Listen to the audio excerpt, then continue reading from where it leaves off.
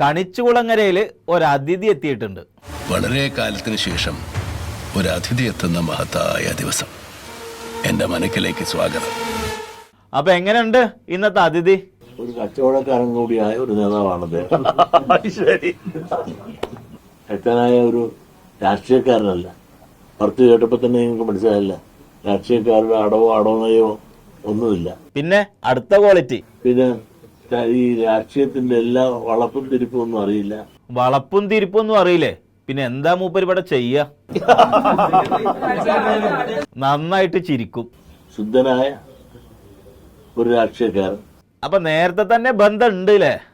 എന്റെ റിലേഷൻഷിപ്പ് ഒരു വേറെ ലെവലിലെ റിലേഷൻഷിപ്പാണ്. എങ്ങനെ സുരേഷ് ഗോപിനേക്കാളൊക്കെ ബന്ധമുണ്ടോ?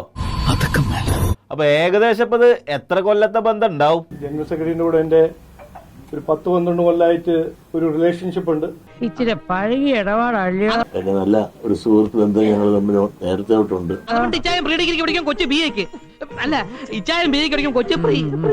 അപ്പൊ ബന്ധം പുതുക്കലാണ്, അല്ലാതെ രാഷ്ട്രീയം പറയാൻ വന്നതല്ലേ?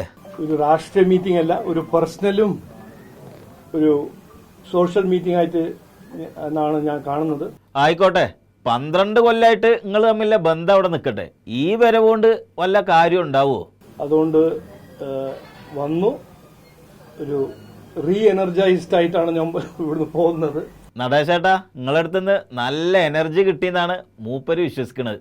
അദ്ദേഹത്തിന്റെ വിശ്വാസം അദ്ദേഹത്തെ രക്ഷിക്കട്ടെ, എന്റെ വിശ്വാസം എന്നെ രക്ഷിക്കട്ടെ. വന്നിട്ടപ്പോ വിശ്വാസം നേടിയോ? അദ്ദേഹം പറയുന്നത് വളഞ്ഞു തിരിഞ്ഞൊന്നും പറയല, ഉള്ളതും വെച്ചുകൊണ്ട് കാര്യങ്ങൾ പറയുന്നു. അപ്പൊ വളഞ്ഞു കെട്ടണതൊന്നും പറഞ്ഞില്ല അല്ലേ? വേറെ പ്രത്യേകിച്ച് കാര്യങ്ങളൊന്നും പറഞ്ഞില്ല. എനിക്ക് വളരെ അഡ്വൈസും നിർദ്ദേശങ്ങളെല്ലാം തന്നിട്ടുണ്ട് അദ്ദേഹം. അത് മനസ്സിൽ വെച്ചിട്ട് ഞാൻ മുമ്പോട്ട് പോകും. അങ്ങനെ മുന്നോട്ട് പോയാല് കാര്യം ഉണ്ടാവുമോ നടേശേട്ടാ? അദ്ദേഹത്തിന്റെ വിശ്വാസം അദ്ദേഹത്തെ രക്ഷിക്കട്ടെ.